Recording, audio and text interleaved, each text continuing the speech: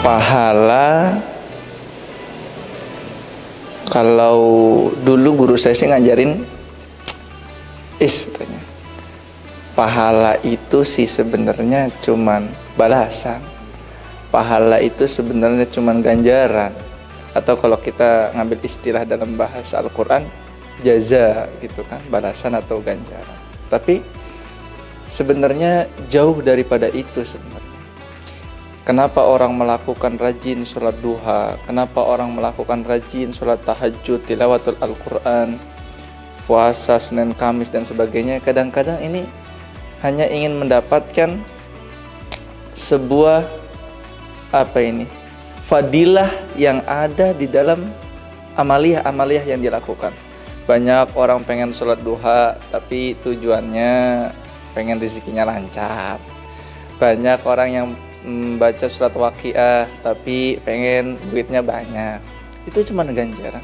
Tapi pokok daripada amaliyah kita sebagai umat muslim khususnya adalah bagaimana cara meraih hatinya Allah, ridhonya Allah. Itu yang penting. Sudah ridho sama kita, kalau Allah sudah ikhlas sama kita, gak perlu lagi dunia kecil, materi kecil, jabatan kecil. Kan itu yang selama ini kita sampaikan dalam surat Allahu Akbar kabira, Allah Maha Besar. Nah, itu menurut saya pahala adalah cuma sebatas ganjaran. Tapi jauh daripada kita meraih pahala adalah ridho. Beliau adalah sosok seorang pemimpin yang karismatik, sosok seorang ayah yang lebih demokrasi, sosok seorang ayah yang lebih menyayangi anak-anaknya. Kadang-kadang beliau memimpin dengan tegas, tapi di satu sisi juga beliau memimpin dengan lentur, fleksibel lah. Saya contohnya, dulu waktu sekolah, ditanya, katanya, mau mondok apa mau sekolah pulang pergi saja. Kan kalau kita secara naluri berpikir, bapaknya seorang pimpinan pesantren, mengurus santri yang begitu banyaknya, pasti kan diwajibkan anaknya untuk mondok. Karena untuk diberikan cikal bakal nanti akan menerusi pesantrennya, kan begitu. Tapi tidak bagi ayah saya dulu. Ditanya, mau mondok atau mau sekolah pulang pergi? Tapi secara tidak langsung saya berpikir, kalau saya sekolah pulang pergi, nanti siapa yang akan meneruskan pondok pesantrennya itu?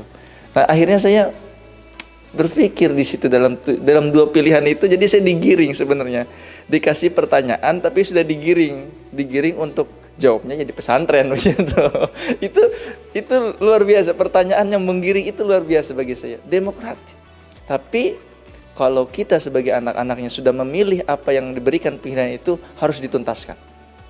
Kalau memang benar dulu pilihannya pondok, tuntaskan sampai selesai mondok. Yang kedua, contoh dulu dipilih, memilih mau kuliah di mana, jurusan apa, bebas. Mau jurusan teknik komputer, mau jurusan IT dan sebagainya, atau mau jurusan agama.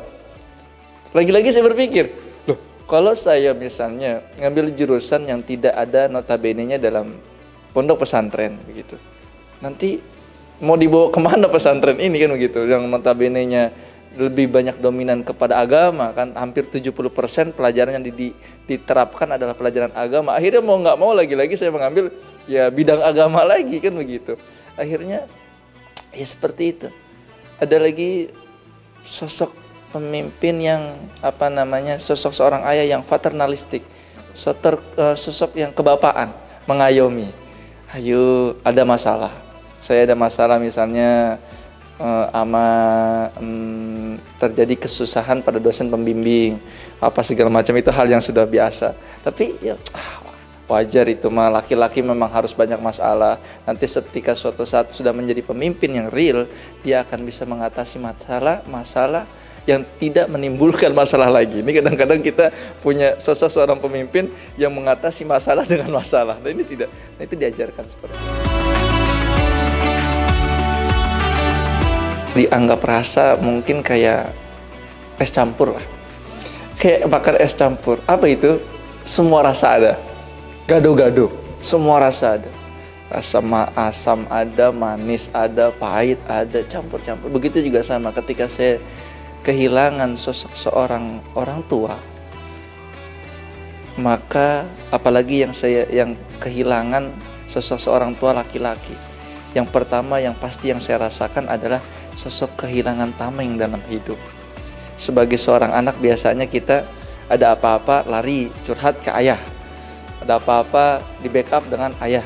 Sekarang yang membackup sudah tiada lagi. Itu yang pertama, kehilangan sosok seorang tameng. Yang kedua, kehilangan sosok seorang panutan hidup. Biasanya diajarkan, diarahkan, dituntun. Sekarang sudah tiada lagi yang menuntun. Bahkan kita yang menuntun adik-adik, kita yang bisa mengarahkan adik-adik itu. Ketika beliau, Allah yarham, Ki Haji Ahmad Ihsan, dipanggil oleh Allah, di akhir-akhir detik beliau sudah menghela nafas, beliau sempat menyampaikan pesan sama saya. Kata beliau, Faiz, nanti apa yang saya tanggung engkau akan tanggung, nanti apa yang saya pegang engkau akan pegang. Peganglah, tanggunglah dengan sekuat mampumu, maka setelah itu pasrahkan kepada Allah. Angkat tanganlah kepada Allah, maka Allah akan turun tangan kepadamu. Itu yang ingat betul.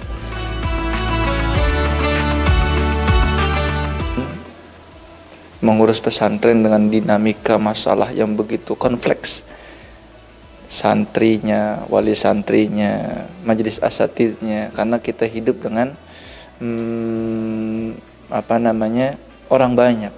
Karena manusia itu kan hidup saling membutuhkan satu sama yang lainnya. Itu pun ya bagi saya bukan masalah yang ringan. Belum lagi ada di keluarga, saya harus menanggung beban keluarga yang begitu amat luar biasa, yang dulunya dipegang oleh ayah saya, sekarang diteruskan estafet perjuangan itu kepada saya. Dan yang paling penting lagi, beban yang lebih besar lagi, yaitu yang beban tidak diberikan oleh ayah saya tapi diberikan kepada saya. Yang pertama, ayah saya mimpin pesantren sudah berkeluarga, saya mimpin pesantren belum berkeluarga. Itu beban besar untuk saya. Itu beban yang luar biasa. Ketika saya punya problem, ketika saya punya masalah, ketika saya punya konflik, artinya ya ujian hidup lah seperti itu, saya harus meluapkan kepada siapa? Saya harus curhat kepada siapa? Yang tadinya ada, kalau mungkin ayah saya berkeluh kesah sama ibu saya, ibu saya bisa memberikan masukan atau memberikan dorongan dan semangat. Loh, saya sekarang sama siapa? Tapi itu tadi yang di pertama saya sampaikan, bahwa santri-santrilah menjadi obat daripada setiap kegalauan saya. Beliau mewujudkan pesantren ini dengan air mata. Beliau mewujudkan pesantren ini dengan berbagai macam ujian, tantangan, rintangan.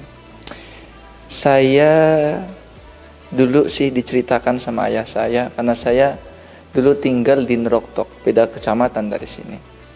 Terus perintah gurunya almarhum ayah saya, Ki Haji Profesor Sukron Makmun, mandat langsung dengan beliau bahwa ayah saya diinstruksikan, disarankan untuk membangun sebuah pesantren. Katanya, Ustaz Cepot, Ki Cepot, kamu bangunlah pesantren.